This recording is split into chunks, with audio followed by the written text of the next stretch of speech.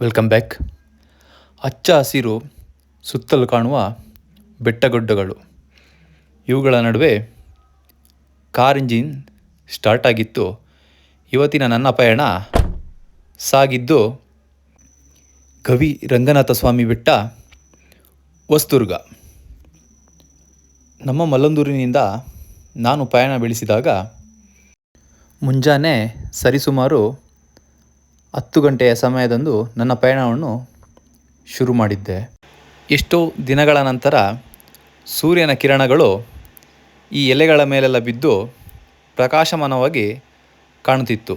ಇದರ ನಡುವೆ ನನ್ನ ಪಯಣ ಇವತ್ತು ಸಾಗಿತ್ತು ಒಂದು ಕುತೂಹಲಕಾರಿ ಸ್ಥಳದತ್ತ.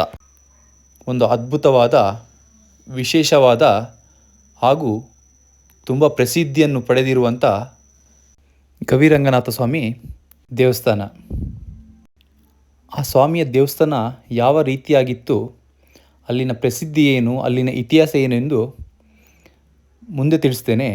ಅದಕ್ಕೂ ಮುಂಚೆ ಯಾವಾಗಲೂ ಒಂದು ಮಾತಿರುತ್ತೆ, ನಾವು ಹೋಗೋ ಪ್ಲೇಸ್ಗಿಂತ ಹೋಗ್ತಿದ್ದ ದಾರಿನೇ ಎಷ್ಟು ಚೆನ್ನಾಗಿರುತ್ತಲ್ವ ಅಂಥೇಳಿ. ಅದೇ ಥರ ಇವತ್ತು ನಾನು ಹೊರಟಾಗ ನನ್ನ ಕಣ್ಣಿಗೆ ಕಾಣಿಸಿದ್ದು, ನಾನು ಆ ಪ್ಲೇಸು ಮುಟ್ಟೋಕ್ಕೆ ಮುಂಚೆ ಅಲ್ಲಿಗೆ ಹೋಗುವಂಥ ರಸ್ತೆನೇ ತುಂಬ ಅದ್ಭುತವಾಗಿ ನನ್ನ ಕ್ಯಾಮರಾದ ಕಣ್ಣಿನಲ್ಲಿ ಸೆರೆಯಾಗಿತ್ತು. ರಸ್ತೆಯ ಎರಡು ಬದಿಗಳಲ್ಲಿ ಹಸಿರು ಎಲೆಗಳ ತೋಟಗಳು ಮಿಂಚಿದ್ದವು. ಬೆಳಗಿನ ಸೂರ್ಯನು ಹಸಿರು ಎಲೆಗಳ ಮೇಲೆ ಬಿದ್ದ ಹನಿಗಳನ್ನು ಬಂಗಾರದ ಹೂಗಳಂತೆ ಹೊಳೆಸುತ್ತಿದ್ದ. ತೋಟಗಳ ನಡುವೆ ಹಾದಿ ಎಷ್ಟು ಸುಂದರವೆಂದು ಮನಸ್ಸು ಆನಂದಿಸುತ್ತಿತ್ತು.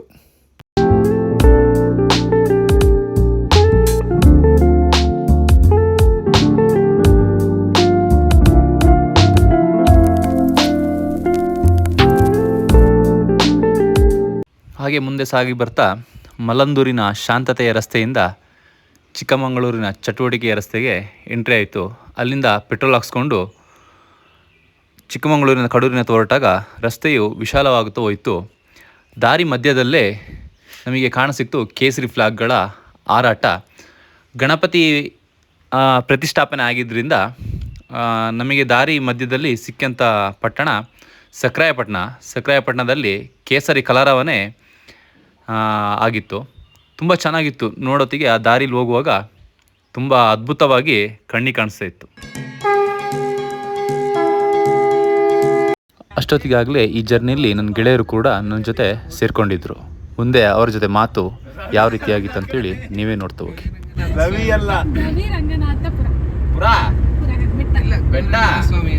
ಗವಿರಂಗನಾಥ ಸ್ವಾಮಿ ಅಂತ. ಎಷ್ಟು ಕಿಲೋಮೀಟರ್ ಇದೆ ಗೊತ್ತಾ? 100. ಯಾರು ಹೇಳಿದ್ದು? ಯಾರಿಗೆ ಗೊತ್ತು? 2 ಗಂಟೆ ಜರ್ನಿ ಅಂತ ನಮ್ಮ ಅಣ್ಣ ಗಾಯಸ್ ನೋಡಿ ಗಾಯಸ್, 80 ಕಮ್ಮಿ ಇಲ್ಸಲ್ಲ, 100 ಮೇಲೆ ಹೋಗಲ್ಲ. 100 ಮೇಲೆ ಹೋದ್ರೆ ಪೆಟ್ರೋಲ್ ತಗ ತಗ ತಗ ತಗ ಅಂತ ಹೋಗ್ತಾ ಇರುತ್ತೆ. ಏನ ಅವ್ರಿಗೆ ಹೇಳು, ಮತ್ತೆ ನೀನು ಕರೆಕ್ಟ್ ಆಗಿ ಹೇಳ್ಬೇಕು. ಸಂಜವ್ರೆ, ನೀವು ಅಲ್ಲಿ ನೋಡಿ ಇಲ್ಲಿ ನೋಡಿ ಅಂದು ಡ್ರೈವರ್ಗೆ ಡಿಸ್ಟರ್ಬ್ ಮಾಡ್ಬಿಡಿ. ನೋಡ್ರೆ ಹೆಂಗೆ ಡ್ರಿಫ್ಟ್ ಹೊಡಿತೀರಣ್ಣ. ಯಾವ ಬೆಟ್ಟಕ್ಕೆ ಹೋಗ್ತಿದೀವಣ್ಣ? ಗವಿರಂಗನಾಥ ಸ್ವಾಮಿ ಬೆಟ್ಟ. ಎಲ್ಲಿರೋದು ಅದು? ಇಲ್ಲಿಂದ ಕಡೂರು, ಕಡೂರಿಂದ ಬೆಲ್ಗೂರು, ಬೆಲ್ಗೂರಿಂದ ಶ್ರೀರಾಮ್ಪುರ, ಶ್ರೀರಾಮ್ಪುರದಿಂದ 2 ಕಿಲೋಮೀಟರ್ ಅಂತೆ.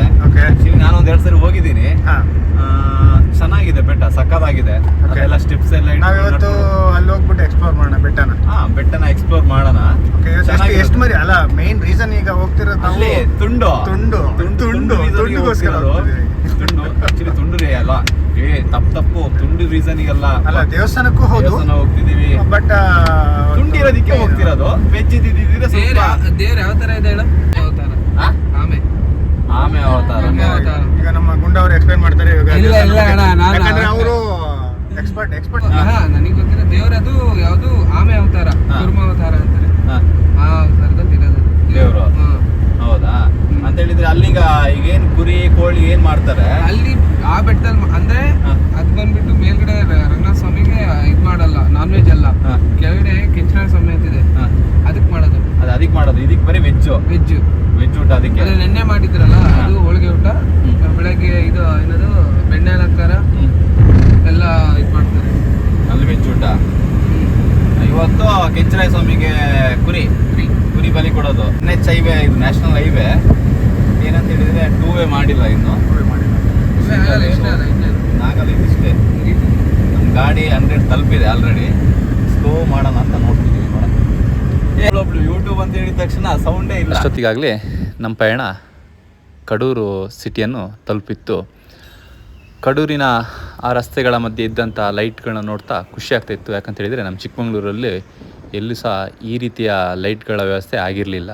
ಬಟ್ ಸಿಟಿ ನೋಡೋತ್ತಿಗೆ ತುಂಬ ಚೆನ್ನಾಗಿ ಡೆವಲಪ್ಮೆಂಟ್ ಮಾಡಿದ್ದಾರೆ ಅಂತೇಳಿ ಅನಿಸಿತ್ತು. ಆ್ಯಕ್ಚುಲಿ ಡೆವಲಪ್ಮೆಂಟಿಗೆಲ್ಲ ಕಾರಣ ಅಲ್ಲಿಯ ಮಾಜಿ ಶಾಸಕರಾದ ಬೆಳ್ಳಿ ಪ್ರಕಾಶ್ರವರು. ನಾವು ಹೋಗ್ತಿದ್ದಿದ್ದ ದಿನವೇ ಅವ್ರದ್ದು ಬರ್ತಡೇ ಆಗ್ತಿತ್ತು ಅನಿಸುತ್ತೆ. ಹಂಗಾಗಿಬಿಟ್ಟು ಎಲ್ಲ ಕಡೆನೂ ಅವ್ರದ್ದು ಫ್ಲೆಕ್ಸ್ಗಳಿಂದನೇ ಕಡೂರು ಸಿಟಿ ಫುಲ್ಲು ಬರೀ ಫ್ಲೆಕ್ಸ್ಗಳೇ ಕಾಣಿಸ್ತಾಯಿತ್ತು. ಎಲ್ಲಿ ನೋಡಿದರೂ ಬೆಳ್ಳಿ ಪ್ರಕಾಶ್ ಫ್ಲೆಕ್ಸ್ಗಳೇ ಕಾಣಿಸ್ತಾಯಿತ್ತು. ಅಲ್ಲಿಂದ ಹಾಗೆ ಮುಂದೆ ಸಾಗ್ತಾ ನಾವು ಲೆಫ್ಟ್ ತೊಗೊಳ್ಬೇಕಿತ್ತು. ಲೆಫ್ಟ್ ಟರ್ನ್ ಮಾಡಿಕೊಂಡು ಹಾಗೆ ಸ್ವಲ್ಪ ಮುಂದೆ ಹೋಗ್ತಾ ಇದ್ವಿ. ಮುಂದೆ ಹೋಗ್ತಾ ಇದ್ದಾಗಲೇ ನಮಗೆ ಕಣ್ಣಿಗೆ ಕಾಣಿಸಿದ್ದು ಎಲ್ರಿಗೂ ಅಡಿಕೆ ಗಿಡನ ಕೊಡ್ತಿದ್ದು ಫ್ರೀಯಾಗಿ. ಅದರಲ್ಲಿ ಬೆಳ್ಳಿ ಪ್ರಕಾಶ್ ಅವ್ರದ್ದು ಫೋಟೋಸ್ ಎಲ್ಲ ಕಾಣಿಸ್ತಿತ್ತು. ಹಾಗಾಗಿ ನಮಗೆ ಅಲ್ಲಿ ಕನ್ಫರ್ಮ್ ಆಯಿತು ಅವ್ರದ್ದು ಬರ್ತಡೇ ದಿನ ಎಲ್ಲ ರೈತರಿಗೂ ಅಡಿಕೆ ಗಿಡನ ಫ್ರೀಯಾಗಿ ಕೊಡ್ತಾಯಿದ್ರು ಅಂತೇಳಿ ನಮಗೆ ಅಲ್ಲಿಗೆ ಕನ್ಫರ್ಮ್ ಆಯಿತು. ಹಾಗೆ ನೆಕ್ಸ್ಟು ಮುಂದೆ ಸಾಗಿಬಿಟ್ಟು ನಮ್ಮ ಡೆಸ್ಟಿನೇಷನ್ ಹೋಗಲಿಕ್ಕೆ ನಮಗೆ ಅಲ್ಲಿಂದ ಮುಂದೆ ಮತ್ತೆ ಒಂದು ರೈಟ್ ತೊಗೊಳ್ಬೇಕಿತ್ತು. ಹಾಗಾಗಿ ಮುಂದೆ ರೈಟ್ ತೊಗೊಂಡು ಹಾಗೆ ಮುಂದೆ ಸಾಗ್ತಾ ಹೋಗ್ತಾ ಇದ್ವಿ. ಸ್ವಲ್ಪ ಹೊಟ್ಟೆ ಹಸಿವು ಆಗ್ತಾ ಇತ್ತು. ಈ ರೋಡಲ್ಲಿ ನಾವು ತಿರುಗ್ತಾ ಇದ್ವಿ ಕಣ. ಅವಾಗ ನಾವಿಲ್ಲಿ ಬಿಸ್ನೆಸ್ ಮಾಡೋದು ಅಂತ ಹೇಳಿ ಹೊರಟಿದ್ವಿ. ನಾವು ಆ್ಯಕ್ಚುಲಿ ನಾವು ಬಿಸ್ನೆಸ್ ಮಾಡಿರೋ ಒಂದು ಪಾಯಿಂಟ್ನ ತೋರಿಸ್ತೀನಿ. ಇಲ್ಲಿ ಬೇಕು ಅಲ್ಲಿ ಏನಂತ ಹೇಳಿದ್ರೆ ಕುರಿ ಫಾರಂ ಮಾಡ್ಬೇಕಂತ ಮಾಡಿ ಕುರಿಗಳಾಗಿದ್ದೀವಿ ಒಂದು 5 ಜನ ಸೇರಿ. ಒಂದು ಸ್ಮಾಲ್ ಬ್ರೇಕ್ ಬೇಕ್ರಿಗೆ ಹೋಗಿ ಸ್ಮಾಲ್ ಬ್ರೇಕ್. ಅಲ್ಲಿಂದ ಕಡೂರಿನಿಂದ ದೇವಾಲಯದ ದಾರಿಯು ಮತ್ತಷ್ಟು ವಿಶೇಷವಾಗಿತ್ತು. ಹಳ್ಳಿಗಳ ನಡುವೆ ಹಾದು ಹೋಗುವ ಈ ರಸ್ತೆಯಲ್ಲಿ ಹಸಿರು ಬೆಟ್ಟಗಳ ನೆಲೆಯು ಮತ್ತಷ್ಟು ಮನಸ್ಸನ್ನು ಸೆಳೆಯುತ್ತಿತ್ತು. ಆಗಲೇ ಮಳೆನೂ ಕೂಡ ಶುರುವಾಗಿತ್ತು. ಮಳೆ ಶುರುವಾಗಿದ್ದರಿಂದ ಎಲ್ಲರೂ ತುಂಬ ಖುಷಿಯಿಂದನೇ ಆ ಜರ್ನಿಯನ್ನು ಎಂಜಾಯ್ ಮಾಡ್ತಾ ಸಾಂಗ್ ಕೇಳ್ತಾ ನಮ್ಮ ಪಯಣನ ಮುಂದುವರಿಸಿದ್ವಿ.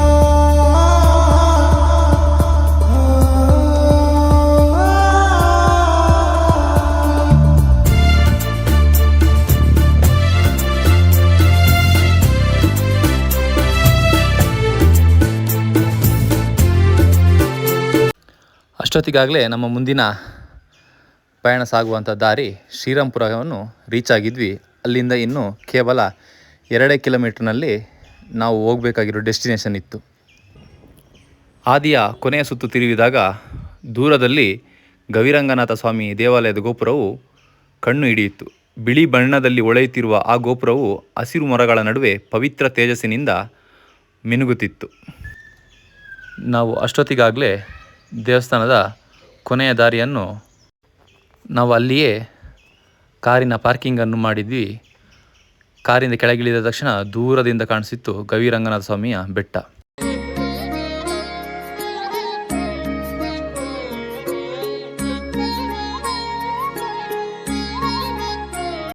ಅಲ್ಲಿಂದ ಮುಂದೆ ಪ್ರವೇಶ ದ್ವಾರದ ಮುಖಾಂತರ ದೇವಾಲಯದ ಒಳಗೆ ತಲುಪಿದೆವು. ಅಲ್ಲಿ ಹೊಳೆಯುತ್ತಿದ್ದ ದೀಪಗಳು, ಭಕ್ತರ ಭಕ್ತಿಭಾವದ ಗೀತೆಗಳು, ಧೂಪದ ಪರಿಮಳ ಒಟ್ಟಿಗೆ ದಿವ್ಯ ವಾತಾವರಣವನ್ನೇ ಸೃಷ್ಟಿಸಿತ್ತು. ದೇವಾಲಯದ ಸುತ್ತಮುತ್ತಲಿನ ವಾತಾವರಣವು ಗಂಭೀರವಾಗಿಯೂ ಶಾಂತವಾಗಿಯೂ ಭಕ್ತಿ ಭಾವಗಳಿಂದ ಕೂಡಿದ್ದಂಥ ಅದನ್ನು ಕಣ್ತುಂಬಿಕೊಳ್ಳುವುದೇ ಆನಂದವಾಗಿತ್ತು. ಅಲ್ಲಿಂದ ಹಾಗೆಯೇ ಮುಂದೆ ಸಾಗಿ ಬಂದು ನೋಡಿದಾಗ ಸ್ವರ್ಣದ ಲೇಪನದಲ್ಲಿ ಆಮೆಯ ಪ್ರತಿಮೆಯೊಂದು ನಮ್ಮ ಕಣ್ಣಿಗೆ ಕಾಣಸಿಕ್ಕಿತು.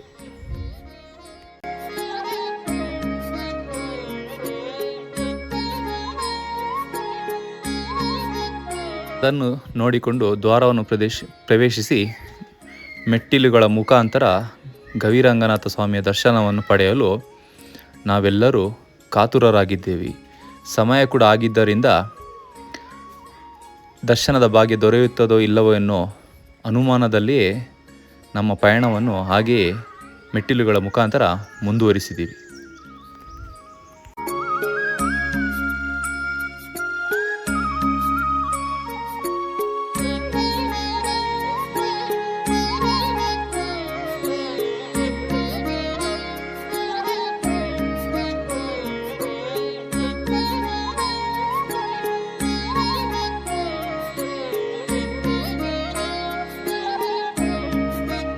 ಮುಂದೆ ಸಾಗಿ ಬಂದ ನನಗೆ ಕಣ್ಣಿಗೆ ಕಾಣಿಸಿದ್ದು ಫೋಟೋ ಹಾಗೂ ವಿಡಿಯೋಗಳ ನಿಷೇಧವಿತ್ತು.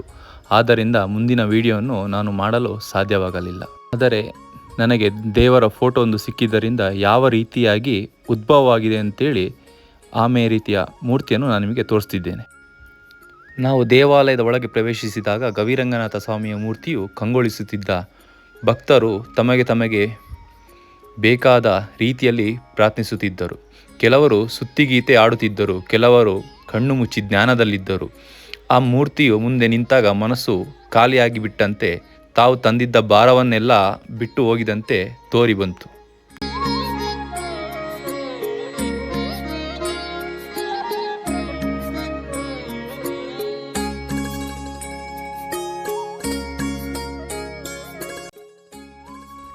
ದೇವಾಲಯದಲ್ಲಿ ಕಳೆಯುವ ಪ್ರತಿಯೊಂದು ಕ್ಷಣವೂ ಮನಸ್ಸಿಗೆ ಶಾಂತಿ ನೀಡಿತ್ತು. ದೇವರ ದರ್ಶನದ ನಂತರ ಹೊರಗೆ ಬಂದು ಹಸಿರು ಬೆಟ್ಟಗಳ ನಡುವೆ ದೂರದಲ್ಲಿ ಕೇಳಿ ಬಂದ ಹಕ್ಕಿಗಳ ಹಾಡುಗಳು ಪಯಣವು ಮತ್ತಷ್ಟು ಮಂತ್ರಮುಗ್ಧವಾಗಿಸಿತ್ತು.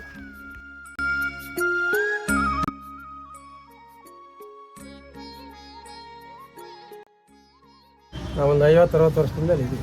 ಇಲ್ಲೇ ಇದ್ದೀರಾ? ಹೌದಾ?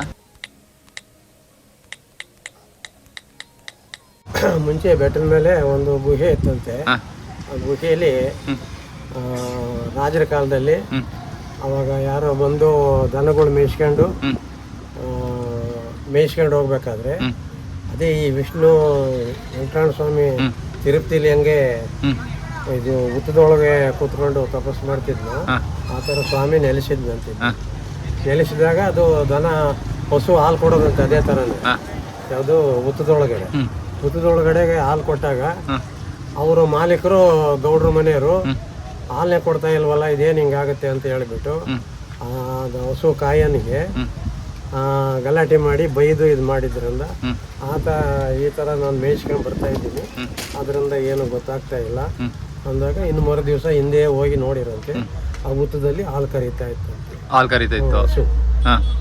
ಆವಾಗ ಇಲ್ಲಿ ಸ್ವಾಮಿ ಏನೋ ಇರಬೇಕು, ಮಹತ್ವ ಐತೆ ಅಂತ ಹೇಳಿ ಮುಖ್ಯವಾದರ ಕೇಳೋರಿಗೆ ಅವಾಗ ಅವರು ನೋಡೋಣ ನಡೀರಿ ಅಂತ ಎಲ್ಲ ಹೇಳಿ ಅಲ್ಲಿ ಹೋಗಿ ನೋಡಿದಾಗ ಗವಿ ಒಳಗೆ ಸ್ವಾಮಿ ಚಿಕ್ಕದಾಗಿ ನೆಲೆಸಿತ್ತು. ಆವಾಗಿನಿಂದ ಪ್ರಸಿದ್ಧಿಯಾಗಿ ಆಮೆ ಆಕಾರದಲ್ಲಿ ಉದ್ಭವ ಆಗಿದ್ದು. ಅವಾಗ ನಾವು ಚಿಕ್ಕ ಹುಡುಗರೆಲ್ಲ ಕಡಿಮೆ ಇತ್ತು, ಅದಕ್ಕೆ ನಮ್ಮ ತಂದೆಯರ ಕಾಲದಲ್ಲೆಲ್ಲ ಆವಾಗಲೂ ಕಡಿಮೆ ಇತ್ತು. ಇವಾಗ ಬೆಳೆದು ಅಷ್ಟು ದೊಡ್ಡದಾಗಿದೆ. ಸ್ವಾಮಿ ನೋಡಿ ಕೂರ್ಮಾವತಾರ ಅಂದ್ರೆ ನಮ್ಮ ಸ್ಟೇಟ್ ನಲ್ಲಿ ಇದೆ ಅಂತ ಹೇಳ್ತಾ ಇದ್ದಾರೆ. ಅದೇ ಏಷ್ಯಾದಲ್ಲಿ ಬೇರೆ ಕಡೆಗೆ ಎಲ್ಲೂ ಇಲ್ಲ ಅಂತ ಹೇಳ್ತಿದ್ದಾರೆ. ಗವಿ ರಂಗನಾಥ ಸ್ವಾಮಿ ಅಂತ ಯಾವ್ದೋ ಕಡೆಗೆ ಆಂಧ್ರದಲ್ಲಿ ಇದೆಯಂತೆ, ಆದ್ರೆ ಯಾವ್ದೋ ಚಿಕ್ಕ ದೇವಸ್ಥಾನ ಅಂತ ಅದು ಅಷ್ಟು ಪ್ರಸಿದ್ಧಿ ಇಲ್ಲ. ಒಂದು 20 ವರ್ಷದಿಂದ ಜಾಸ್ತಿ ಜನ ಬರಕ್ ಶುರು ಆದ್ರು. ಇಲ್ಲಿ ಏನಿದ್ರು ಸ್ವಾಮಿಗೆ ಅನ್ನದಾನ ಮಾಡಬೇಕು, ಇನ್ನ ಒಡವೆ ವಸ್ತ್ರ ದುಡ್ಡು ಕಾಸು ಕೊಟ್ರೆ ಬೇಡ ಅಂತ ಹೇಳ್ತಿದ್ವಿ. ಭಕ್ತಾದಿಗಳು ಅವ್ರ ಕಷ್ಟ ಸುಖನ ಬಂದ್ಬಿಟ್ಟು ನಮ್ಗಿಂತ ಕಾರ್ಯ ಇದೆ, ಮದುವೆ ಕಾರ್ಯ ಇದೆ, ನಮಗೆ ಕಷ್ಟ ಇದೆ, ಅದನ್ನ ನೋಡ್ಕೊಂಬಿಟ್ರೆ ನಿಮಗೆ ಅನ್ನದಾನ ಮಾಡ್ತೀನಪ್ಪ ಬಂದು ಅಂತ ಅಂದ್ರೆ ಆಯ್ತು ಅಂತ ಹೇಳಿ ಬಲಭಾಗದಲ್ಲಿ ಪ್ರಸಾದ ಆಗುತ್ತೆ, ಅವ್ರ ಕಷ್ಟ ಎಲ್ಲ ನಿವಾರಣೆ ಆಗುತ್ತೆ. ಆಮೇಲೆ ಅವರು ಬಂದ್ಬಿಟ್ಟು ದೊಡ್ಡೆಡೆ ಸೇವೆ, ಹರಿಸೇವೆ, ಭೂತನ ಸೇವೆ ಅಂತ ಹೇಳಿ ಮಾಡ್ಕೊಂಡು ಹೋಗ್ತಾರೆ. ದೊಡ್ಡೆಡೆ ಸೇವೆ ಅಂದ್ರೆ ಬೆಟ್ಟದ ಮೇಲ್ಗಡೆ ಸಿಹಿ ಅಡಿಗೆ ಮಾಡ್ತಾರೆ, ಕೆಳಗಡೆ ಛತ್ರದಲ್ಲಿ ಅವತ್ತು ಒಂದು ದಿವಸ ಸಿಹಿ ಅಡಿಗೆ ಮಾಡ್ತಾರೆ. ಇನ್ನು ಮರು ದಿವಸ ಅಲ್ಲಿ ಕೆಂಚರಾಯ ಸ್ವಾಮಿಗೆ ಹೋಗ್ಬಿಟ್ಟು ಭೂತನ ಸೇವೆ ಅಂತ ಹೇಳಿ ಮರಿ ಕೊಟ್ಬಿಟ್ಟು ಅಡಿಗೆ ಮಾಡ್ಬಿಟ್ಟು ಕೋಳಿ ಕುರಿ ಸೇವೆ. ಇನ್ನು ಅದೆಲ್ಲ ಒಳಗಡೆ ಏನು ತಗೊಂಡೋಗೋದಿಲ್ಲ, ಪ್ರಸಾದ ಈ ಎಡೆ ಗಿಡ ಇಡೋದು ಈ ಬಾಗಿಲಿಂದ ಇಟ್ಲಾಗೇನೆ ಹೊರಗಡೆ ಎಡೆ ಇಡೋದು. ಈ ಬಾಗಿಲಿದೆಯಲ್ಲ, ಈ ಬಾಗಿಲಿಂದ ಇಟ್ಲಾಗೇನೆ ಎಡೆ ಇಡೋದೇನು ಛತ್ರದಲ್ಲಿ ಎಡೆ ಇಟ್ಬಿಟ್ಟು ದಾಸಪ್ಪಳಿಗೆ ಗೋವಿಂದ ಅನಿಸ್ಬಿಟ್ಟು ಮುಂದೆ ಹೋಗ್ತಾರಲ್ಲ. ಇಲ್ಲೇನದು ಅನ್ನದಾನ ನಡೀಬೇಕು. ಅನ್ನದಾನ ರಾತ್ರಿ ಉತ್ಸವ ಮಾಡ್ತಾರೆ ಪ್ರತಿ ಶನಿವಾರ. ಕೆಳಗಡೆ ಊರಿದೆ ಡೌನ್ನಲ್ಲಿ, ಅಲ್ಲಿ ಉತ್ಸವ ಸ್ಕೂಲ್ ಇದೆ, ಅಲ್ಲೆಲ್ಲ ಅವಾಗ ನಾವು 4ನೇ ಕ್ಲಾಸ್ 3ನೇ ಕ್ಲಾಸ್. ಹೌದಾ? ಓಕೆ. ಈಶ್ವರ ದೇವಸ್ಥಾನ ಇದೆ, ಆ ಈಶ್ವರ ದೇವಸ್ಥಾನಕ್ಕೆ ಬಂದು ಹೋಗಾರಂತೆ. ಅದರಿಂದ ಅಲ್ಲಿ ಒಂದು ದಿವಸ ಫಂಕ್ಷನ್ ಇಟ್ಕೊಂಡಿದ್ರು ಹೆಗ್ಗೆರೆ ಗ್ರಾಮದವರೇ ಅವರಿಗೆ, ನಾಗಸಾಧುಗಳಿಗೆ ಇಂಥ ದಿವಸ ನೀವು ಬಂದ್ರಿ, ನಾವು ನಿಮ್ದು ಒಂದು ಉತ್ಸವ ಮಾಡಿ ದೇವಸ್ಥಾನಕ್ಕೆ ಕರ್ಕೊಂಡೋಗಿ ನಿಮಗೊಂದು ವೇದಿಕೆ ಮಾಡಿ ಸನ್ಮಾನ ಮಾಡಿ ಕಳಿಸ್ತೀವಿ ಅಂತ ಹೇಳಿ ಹೆಗ್ಗೆರೆಯರು ಸನ್ಮಾನ ಇಟ್ಕೊಂಡಿದ್ರು. ಬಂದಿದ್ರಾ ನಾಗಸಾಧುಗಳು? ಬಂದಿದ್ರು, ಬಂದು ಎಲ್ಲ ಊರಲ್ಲೆಲ್ಲ ಉತ್ಸವ ಮಾಡಿ ಎಲ್ಲ ಸುತ್ತಲೇ ಊರಿನವರೆಲ್ಲ ಜನ ಬಂದಿದ್ರು, ಅಲ್ಲಿಗೆ ಸೇರಿದ್ರು. ಅದೇ ಅಲ್ಲಿ ಇವರು ಇಲ್ಲಿ ಇದೇ ದೇವಸ್ಥಾನ ಬಗ್ಗೆ ಅಲ್ಲಿ ಮಾತಾಡಿದ್ರು, ಈ ದೇವಸ್ಥಾನ ಬಗ್ಗೆನೂ ಅವ್ರು ಅಲ್ಲಿ ಮಾತಾಡಿದ್ರು. ನಮ್ಮ ಅಕ್ಕಪಕ್ಕ ಎಲ್ಲ ಗೌರಂಗನಾಥ ಸ್ವಾಮಿ ಇದೆ, ಮೇಲಾರಂಗ ಸ್ವಾಮಿ ಇದೆ, ನೀವೇ ಪುಣ್ಯವಂತರು, ಸುತ್ತಮುತ್ತ ಎಲ್ಲ ದೊಡ್ಡ ದೊಡ್ಡ ದೇವರುಗಳಿದ್ದಾವೆ ಅಂತ ಹೇಳಿಬಿಟ್ಟು ಅವರು ಮಾತಾಡಿದ್ರು ವೇದಿಕೆ ಮೇಲೆ. ಅಲ್ಲ, ಸರಿ ಸರಿ, ಥ್ಯಾಂಕ್ ಯು ತಾತ, ಇಷ್ಟು ಇನ್ಫಾರ್ಮೇಶನ್ ಕೊಟ್ಟಿದ್ದೀವಿ.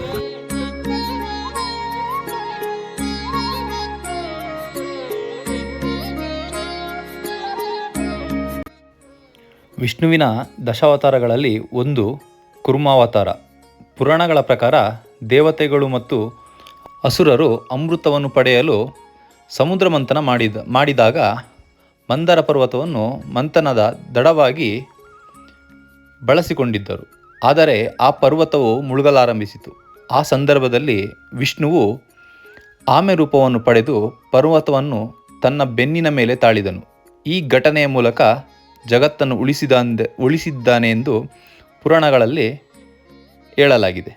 ಇಂದಿನ ಈ ಪಯಣವು ಬದುಕಿನಲ್ಲಿ ಯಾವಾಗಲೂ ನೆನಪಿನಲ್ಲಿ ಉಳಿಯುವಂಥದ್ದಾಗಿತ್ತು. ಮುಂದಿನ ದಿನದಲ್ಲಿ ಇನ್ನೊಂದು ವಿಡಿಯೋ ಮೂಲಕ ನಿಮ್ಮ ಮುಂದೆ ಬರುತ್ತೇನೆ. ಅಲ್ಲಿವರೆಗೆ ಟೇಕ್ ಕೇರ್, ಬೈ ಬೈ. ಯಾರು ಇನ್ನೂ ನನ್ನ ಚಾನಲ್ನ ಸಬ್ಸ್ಕ್ರೈಬ್ ಮಾಡಿಲ್ಲ, ಸಬ್ಸ್ಕ್ರೈಬ್ ಮಾಡಿ ಹಾಗೂ ಲೈಕ್ ಮಾಡಿ, ಶೇರ್ ಮಾಡಿ.